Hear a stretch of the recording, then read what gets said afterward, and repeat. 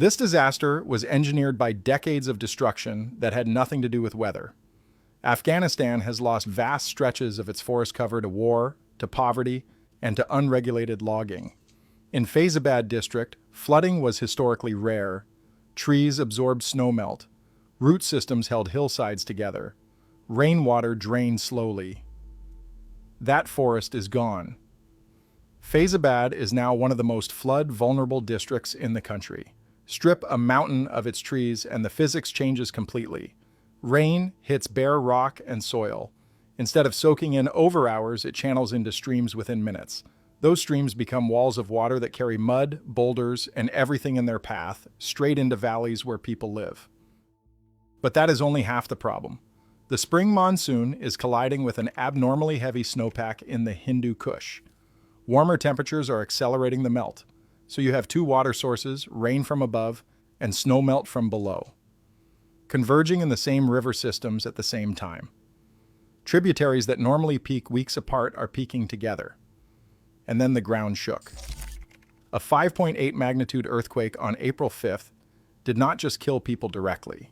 It destabilized waterlogged hillsides across Badakhshan and the northeast.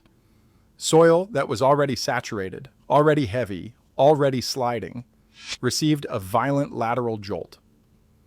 The landslide risk after an earthquake in saturated terrain does not add. It multiplies. And the rain has not stopped. Consider the numbers in sequence. 1,338 homes destroyed, 7,672 more damaged, 9,010 total, 543 livestock dead, 15,627 gerubs of agricultural land, over 18,000 acres, gone during the only planting window these families will have this year. That is not just property damage. That is next winter's food supply, erased.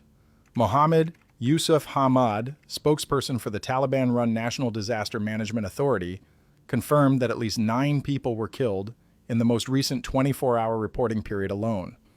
His agency has urged citizens to stay away from rivers and flooded streams and to follow weather forecasts seriously. But here is the question that should keep you watching. How do you follow a weather forecast when the roads to your village are destroyed, the cell towers are down, and the nearest functioning infrastructure is on the other side of a mountain that is actively sliding? In Kandahar, more than 100 families have been relocated to emergency shelters with no timeline for return. Across the eastern provinces, hundreds of irrigation canals and freshwater wells have been destroyed. There is a cruel irony here that deserves attention. These communities are surrounded by water. It is everywhere, in their homes, on their roads, swallowing their fields, and they cannot drink any of it. The floodwater is contaminated. The wells are gone. The canals that carried clean water from mountain sources are buried under debris. Too much water and no water at the same time. Dr. Tajuddin Oyewale, UNICEF representative in Afghanistan, called on the international community to redouble efforts and investments to support communities in adapting to the impact of climate change on children. That statement carries weight when you understand the baseline. Before any of this happened, 23.7 million people in Afghanistan already needed humanitarian aid. 17 million faced acute food insecurity. This is not a country absorbing a shock. This is a country that was already in crisis, now hit by the worst flooding in years, compounded by an earthquake, with its main highway severed, its farmland drowned, and its spring planting season destroyed.